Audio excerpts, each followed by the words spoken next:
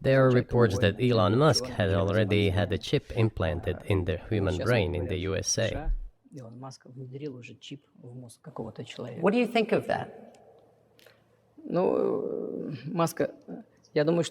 Well, I think there's no stopping Elon Musk. He will do as he sees fit. Nevertheless, you need to find some common ground with him, search for ways to persuade him. I think he's a smart person, I truly believe he is. So you need to reach an agreement with him because this process needs to be formalized and subjected to certain rules. One of our senior United States senators from the state of New York, Chuck Schumer, said yesterday, I believe, that we have to continue to fund the Ukrainian effort or U.S. soldiers, citizens could wind up fighting there. How do you assess that?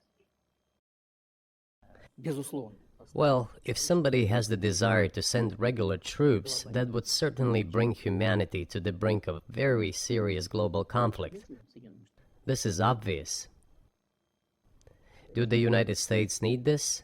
What for? Thousands of miles away from your national territory. Don't you have anything better to do?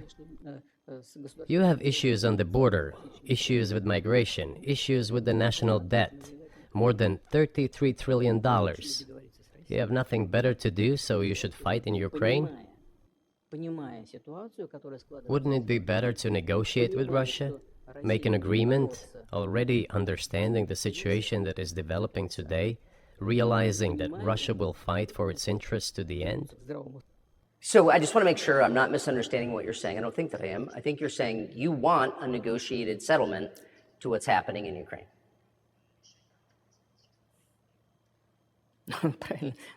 Right. And we made it. We prepared a huge document in Istanbul that was initialed by the head of the Ukrainian delegation. He affixed his signature to some of the provisions, not to all of it. He put his signature and then he himself said, "We were ready to sign it and the war would have been over long ago, 18 months ago. However, Prime Minister Johnson came, talked us out of it, and we missed that chance." Who blew up Nord Stream? You for sure. I was busy that day. Nate, do you have I did not blow up Nord Stream. Thank you, though. You personally may have an alibi, but the CIA has no such alibi. Do you have evidence that NATO or the CIA did it?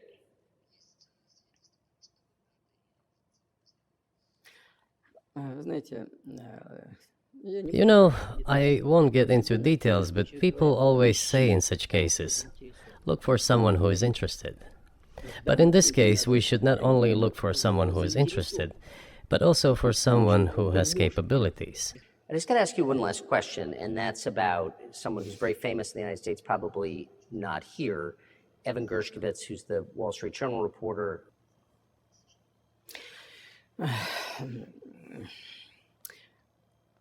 Мы столько сделали жестов доброй воли, что, мне кажется, мы исчерпали все линии. We have done so many gestures of goodwill out of decency that I think we have run out of them. Ни разу не ответил. We have never seen anyone reciprocate to us in a similar manner. However, in theory, we can say that we do not rule out that we can do that if our partners take reciprocal steps.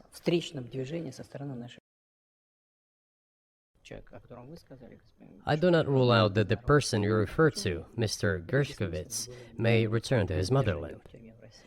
By the end of the day, it does not make any sense to keep him in prison in Russia. We want the U.S. Special Services to think about how they can contribute to achieving the goals our special services are pursuing. We are ready to talk. Moreover, the talks are underway. And there have been many successful examples of these talks crowned with success. Probably this is going to be crowned with success as well. But we have to come to an agreement.